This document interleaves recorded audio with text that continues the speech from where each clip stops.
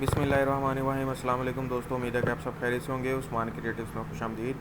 दोस्तों, आज की वीडियो का टॉपिक है मेरा इनकम टैक्स रिफ़ंड। कई दोस्त मुझसे पूछ रहे थे इनकम टैक्स रिफ़ंड के हवाले से, अगर आप लोगों ने कोई एक्स्ट्रा इनकम टैक्स पे किया हुआ है तो आप लोग रिफ़ंड ले सकते हैं।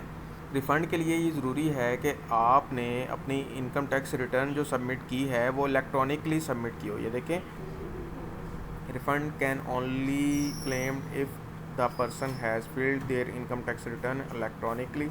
A manual return does not entitle you to a refund. यानी कि आपको इलेक्ट्रॉनिकली आईआरएस के थ्रू ही इनकम टैक्स रिटर्न भरनी होगी। मैनुअल रिटर्न में अगर आपका रिफ़ंड शो हो रहा है तो आप अपना रिफ़ंड क्लेम नहीं कर सकते।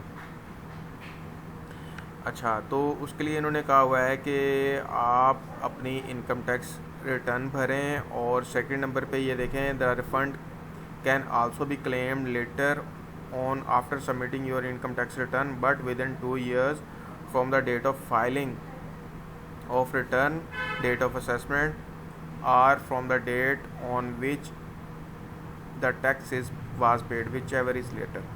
जो आपको रिफ़ंड मिलेगा वो आपको 2 साल के अंदर अंदर मिलेगा, या तो उस तारीख से आपकी डेट काउंट होगी जब आपने वो टैक्स पे किया है, या फिर जब आपने अपनी इनकम टैक्स रिटर्न भरी है। तो जो बाद में डेट होगी वो कंसीडर की जाएगी। तो ज़ाहिर बात है कि आपकी इनकम टैक्स रिटर्न टैक्स आप पहले भर लेते हैं, इनकम टैक्स रिटर्न आप बाद में भरते हैं। तो आपकी इनकम टैक्स रिटर्न के 2 साल के बाद, यानी कि 2 साल के अंदर अंदर ये आपको आपका क्लेम दे सकते हैं। अच्छा, इंटाइटलमेंट ऑफ रिफ़ंड के लिए उन्होंने कहा हुआ है कि आपकी इनकम टैक्स रिटर्न जो है वो टाइम पे सबमिट होनी चाहिए। अगर आप लोगों ने टाइम पे सबमिट नहीं करवाई हुई तो फिर भी आप इसके लिए इंटाइटल नहीं हो सकते। तो टाइम पे अपनी इनकम टैक्स रिटर्न भरना भी रिफ़ंड लेने के लिए बहुत ज़्यादा ज़रूरी है। तो उम्मीद है कि आप लोगों को मेरी ये वीडियो पसंद आई होगी, इन्फॉर्मेटिव लगी होगी। अगर आप लोगों को मेरी ये वीडियो पसंद आई तो मेरी इस वीडियो को लाइक कीजिएगा, अपने दोस्तों के साथ शेयर कीजिएगा।